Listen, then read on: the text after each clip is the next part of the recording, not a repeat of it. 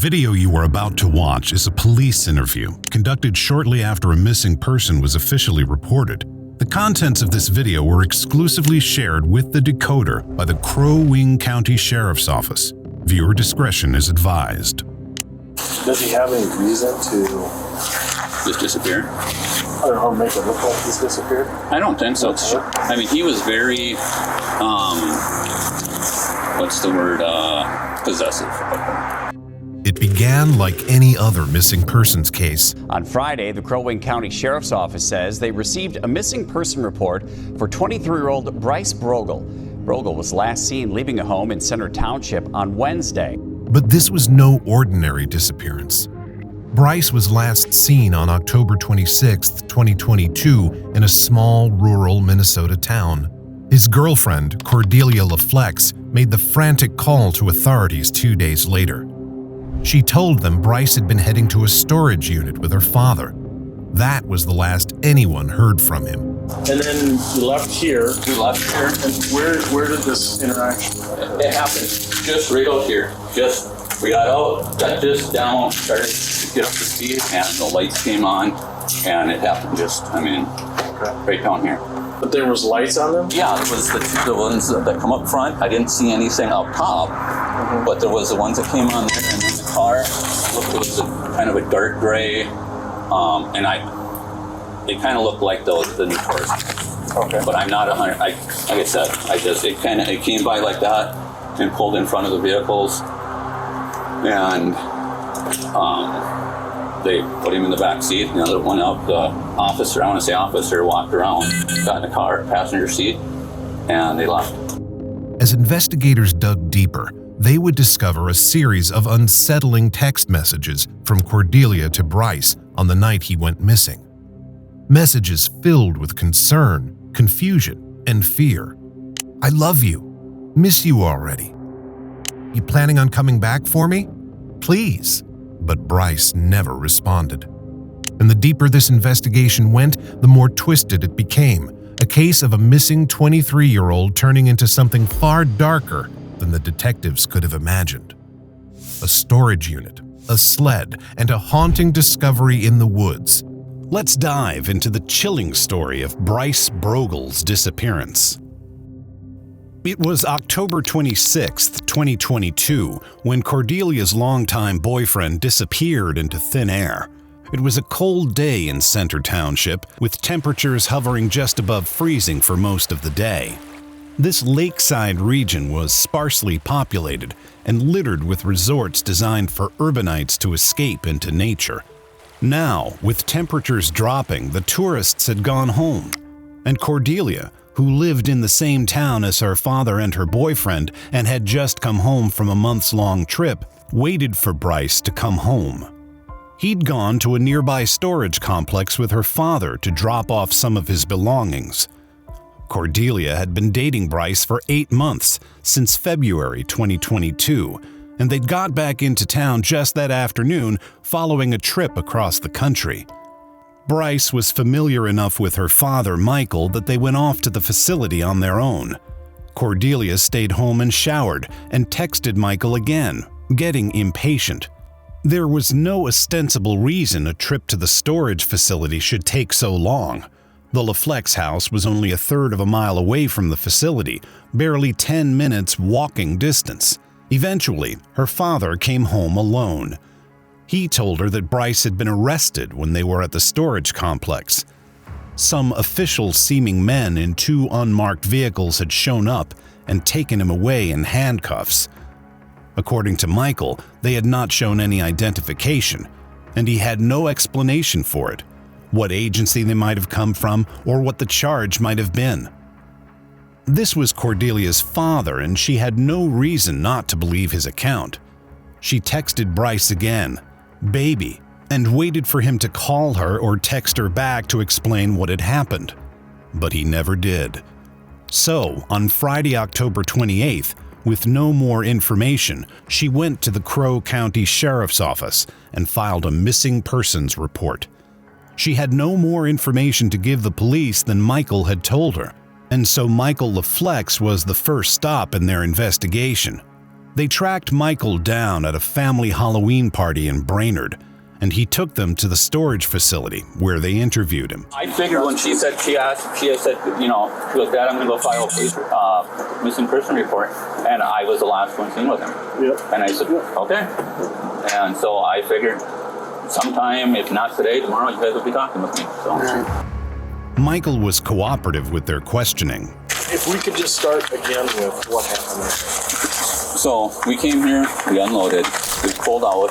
And you're driving this the white Escape with a U-Haul trailer. So you guys, you drove right up here from the house. Yes. Unloaded. Well, how long did that take? Oh, 45 minutes maybe. Maybe. Because he was looking at stuff and trying to figure out if he was going to keep something or take something. Michael explained that they'd gone to the storage unit to sort through Bryce's belongings after his long trip away with Cordelia. It had taken a while as Bryce decided what he wanted to keep or get rid of. So after heading to the storage unit around 5 p.m., Michael said they were done there at about 5:45. It was as they were leaving that things took a turn. It happened just right out here. We got out, got this down, started to get up to speed, and the lights came on. According to Michael, he and Bryce had been intercepted in the car, Michael's white Ford Escape, on their way out of the storage facility. These strangers had lights on their vehicles, though not the traditional overhead siren lights, instead the kind used on unmarked police cars. They took both Michael and Bryce into custody. Which vehicle did you end up in? The white one. The white. The white Ford Escape. Okay. Yeah. And then Bryce ended up in which one? The dark gray, whatever it was. He was driving the white Escape. Yeah. Yes. So which vehicle did you end up? Oh, the SUV. Okay. And Bryce was put in which one? The gray car. And was there a cage in this car? Not in the one I was in. It looked from the inside. It was plain Jane. It had a small in the center on the center console. It had a small. Looked like computer or something, but it was folded down. Michael said that the two of them were separated. If this was an official arrest, it was a serious operation with multiple officers involved. Did he say anything to you when Bryce? No, he didn't. I mean, when we left here, he said thank you for your help, and that was it. Did you guys have any other conversation? No, I mean, I asked him on the way up here how the drive was. He said nice, decent. It really, I didn't care to talk with him. There were hints of strife within the family, that Michael didn't particularly want to spend time with Bryce. Why then had Michael offered to take Bryce to the storage unit without his daughter?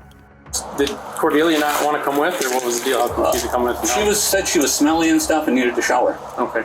From Michael's perspective, this was an ordinary outing to the storage facility, hijacked by whatever trouble Bryce had got himself into. Bryce and Cordelia had returned from their trip across the U.S. just that afternoon, and he thought it could be related to that. Did you know she was coming back? She called me. She called me Sunday and said, Dad, I'm going to be back in a week or so. And I was like, oh, sweet. I said, what's going on? She said, well, things just fell apart over here. And then that was Sunday during the day, and then Monday, she called me, and she said, Dad, we're coming home tonight. And I said, what? She said, yeah, we're leaving tonight. This thing's turned really bad, and we gotta go. From the sounds of things, Cordelia and Bryce had got themselves mixed up in something more than they could handle, possibly something criminal. After this went down, I went back, because I thought she was going to be taken too. I figured when I got back to the house, she was going to be gone. So you're thinking there's just something bad that they got into out there? Out in Washington, or I did hear the two, when the guy was taking cuffs out of me, he did say Arizona. He did say Arizona. Mm-hmm. Together, Cordelia and Bryce had traveled across the country to Arizona and Washington State. They'd left the day after Cordelia's graduation party in June and spent 4 months away from home together.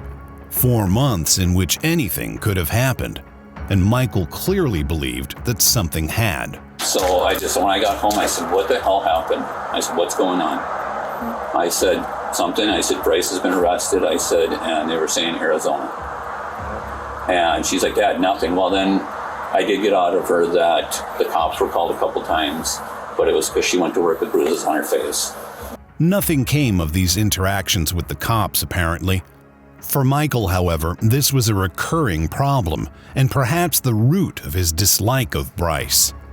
Last spring, when he came to stay with us in March and stayed with him, there was a lot of verbal abuse towards Cordelia. There was a time where she came down with a big bruise on her face, which she said that was wrestling.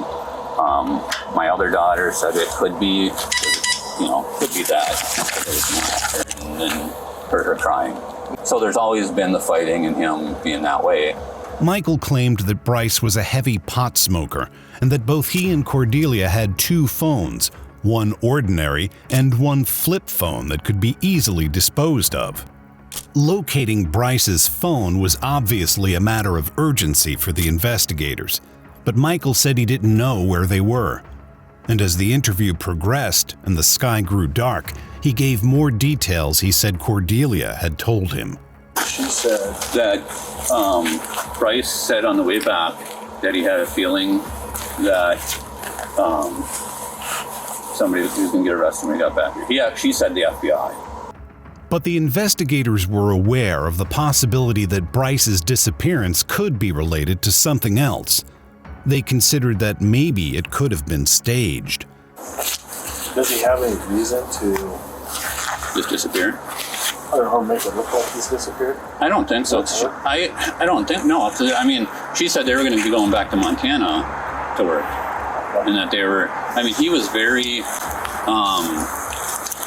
what's the word, possessive. All her phones, or all her emails and everything went through his phone so he could watch who she was talking to. I think her Facebook, everything went through his phone so he could screen everything. The investigators asked to look at Michael's phone so they could examine its location data and confirm where he'd been on Wednesday evening as the last person to see Bryce. You know, I got home, we ran to Brainerd, I actually went and talked to my uncle.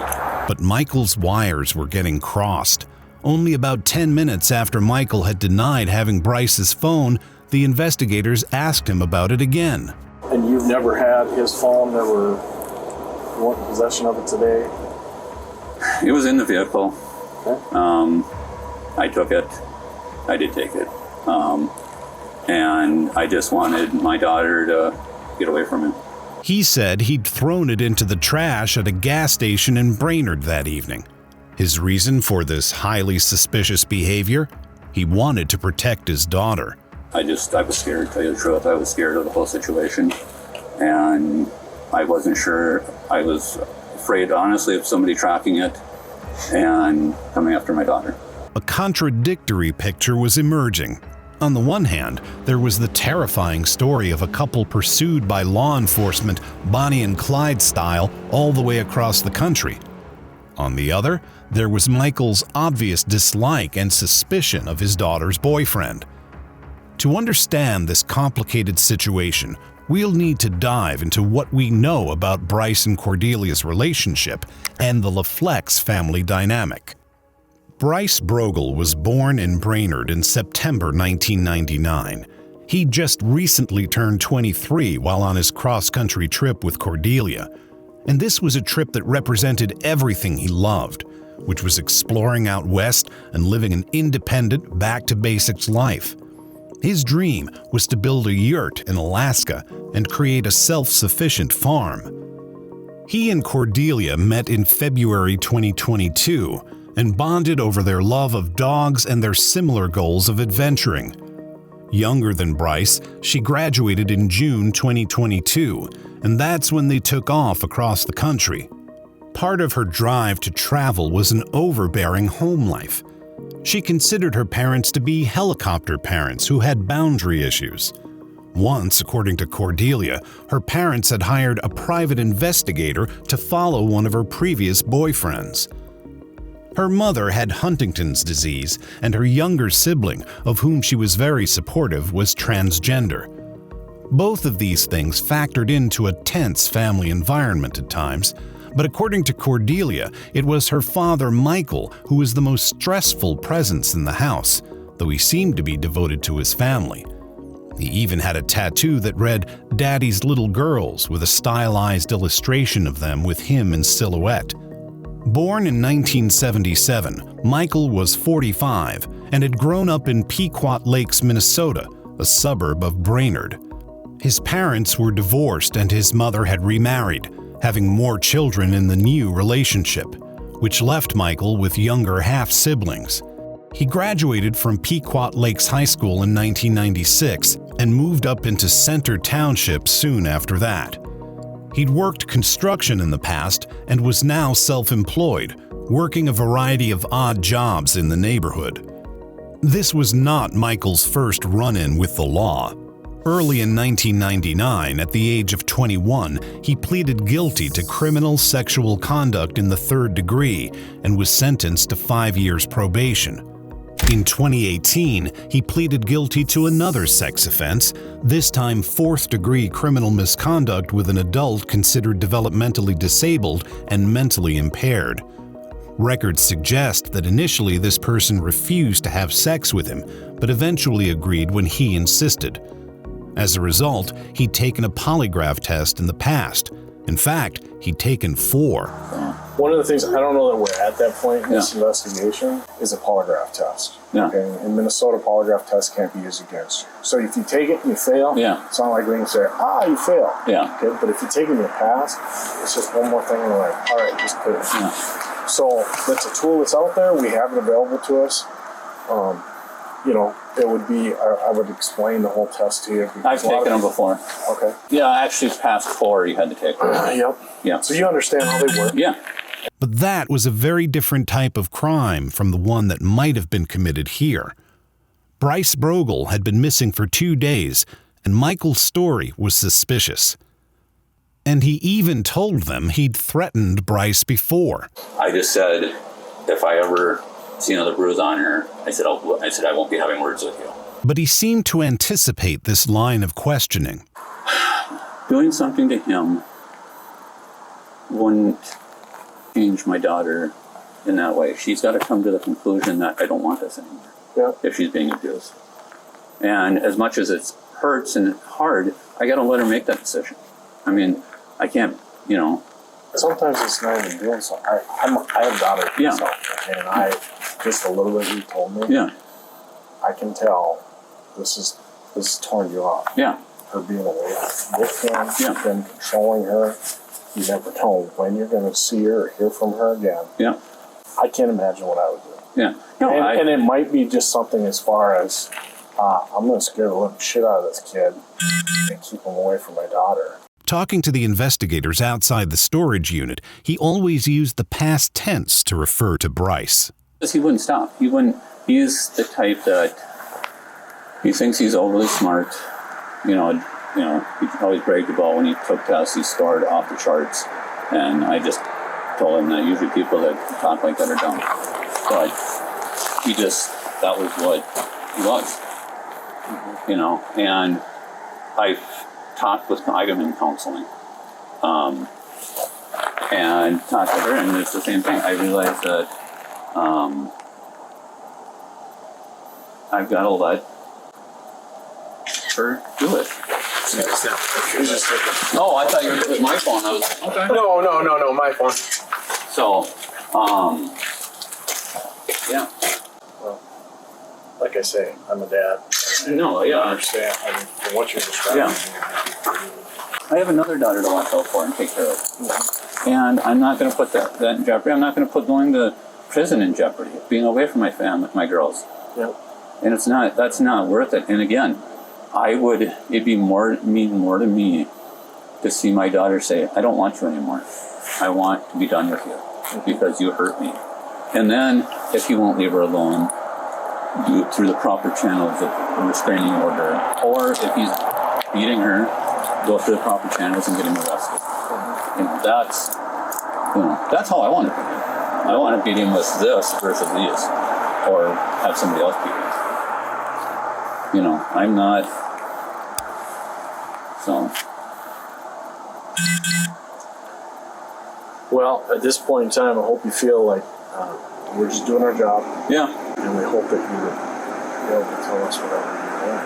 I have told you everything that I know and do, and Are there any surprises when we get more of the phone data back from either your phone, his phone? shouldn't be. Shouldn't be is usually an answer that tells me that there's something. There's nothing from my phone. I mean, I'm all over the place. I mean, I don't. His. When you had it, were there people No, calling? Did you answer a phone? No, call? I didn't answer anything. Actually shut it off. You know, When did it get turned back on? I never did. It's been on. Then I never It did. doesn't go through your voicemail. Because I never turned it on. Maybe I didn't shut it off.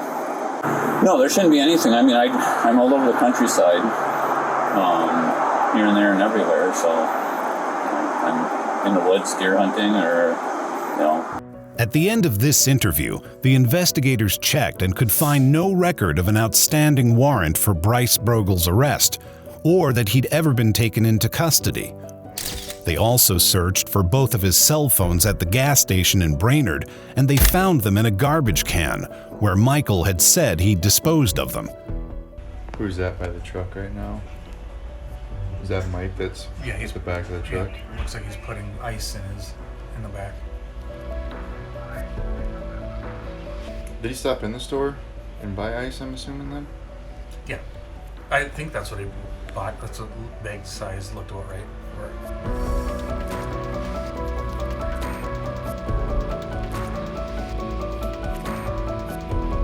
When they examined the data on Michael's own phone, they found that he'd left home at 4:45 a.m. on October 27th, the day after Bryce went missing, and went back to his storage unit. He stayed there for 22 minutes before heading to a spot of public land by Lake Edward, staying there for an hour. It was becoming increasingly clear that the storage unit was the scene of a crime. On October 29th, the police executed a search warrant on it. On the unit's concrete floor, they found a bottle of bleach that held traces of both Bryce and Michael's DNA, the remains of a substance that tested positive for blood, and marks consistent with something heavy being dragged on a sled. And on October 30th, they followed the evidence of Michael's cell phone location data to the spot near Lake Edward. In the middle of the woods, it was far from civilization, not a place that could easily be stumbled upon. So it's a sandy, previously dug area that they broke off branches and stuck them in the ground. Fresh leaves on top. And then fresh leaves on top. But it's, This is probably animals. We kind of dug down with their boots about 6-8 inches and don't see anything, but this is probably, it's really odd. The leaves on top of this freshly dug site didn't match the surrounding fallen leaves, as if someone had made an attempt to disguise the area. But they hadn't disguised it well enough. When an excavation team arrived, the grave was dug up and they found a body. It was the body of Bryce Brogle, and he'd been shot in the back of the head. Michael Laflex was undeniably implicated in this murder now that the body had been discovered. But this wasn't a surprise to law enforcement, because 2 days earlier, his two half-siblings had gone to the police to tell them that Michael had confessed. When Michael got back from speaking with the investigators at the storage unit on October 28th, he talked to his sister, Jen Baker, whose party he'd been at earlier that evening. He asked to borrow her car, as he said he was concerned the police would follow his truck. When she asked him why, he told her he needed to bury Bryce's body. He confessed to shooting Bryce in the back of the head. He told her not to worry because they'd never find the body. He told her he'd used a sled to move it as it was too heavy to move by hand, and he took a bag of leaves she had by the garage to cover it up once he'd buried it. This sled was later found in a ditch on the way to the storage unit, covered with a blanket. It had a dried red-brown substance on it. When Michael was gone, Jen called her brother, Michael's half-brother, Patrick, and told him what Michael had told her. Patrick was a night shift clerk in Pequot Lakes, and the local police interacted with him often. He had a bond of trust with them, and so when Jen told him this chilling revelation, he went to the police, asking that he remain anonymous. It was common knowledge in their family, apparently, that Michael believed Bryce was abusing Cordelia. But everything he'd said to the investigators, that Cordelia needed to make her own choices and could only realize that Bryce was toxic on her own, had been a lie. Michael was arrested for the killing. In November 2022, he was arraigned on a charge of second-degree murder without premeditation. He had shot Bryce in the back of the head from a distance in the storage unit, and then moved his body on a sled to the spot in the woods after cleaning the storage unit. He buried the body and ineffectually covered up the dig site. But as the investigation moved forward, another witness emerged: Bryce and Cordelia's landlord in Washington State. The landlord said that Michael had called him and asked if Bryce had hurt his daughter. When the landlord told him that he'd seen Cordelia with 2 black eyes, Michael said that he was going to kill Bryce and that he'd already had the hole dug. When pressed, Michael's half-brother corroborated this. Michael had told him the same thing. This aligned with other details of the case. Michael stored his firearms at his half-sister Jen's house. On October 26th, just hours before Cordelia and Bryce arrived back home in Minnesota, Michael had collected one of his guns, saying he needed it to kill a rodent at a job site where he was working. This hadn't been a killing in the heat of the moment. This had been a cold-blooded, premeditated murder. On March 30th, 2023, the prosecutors upgraded the charge, and Michael was indicted by a grand jury on charges of first-degree murder. His trial took place a year later, in 2024. Michael took the stand and maintained that Bryce had been abusive, remembering times he'd seen Cordelia with bruises that she'd denied or explained away. He said that in July 2022, a month into her trip with Bryce, she texted her father to come get her. She never shared her location, and a few days later she said everything was fine. And this was the line she held during the trial. She maintained that her relationship with Bryce was never physically violent and that she had been happy with him. Her Facebook posts reflected this.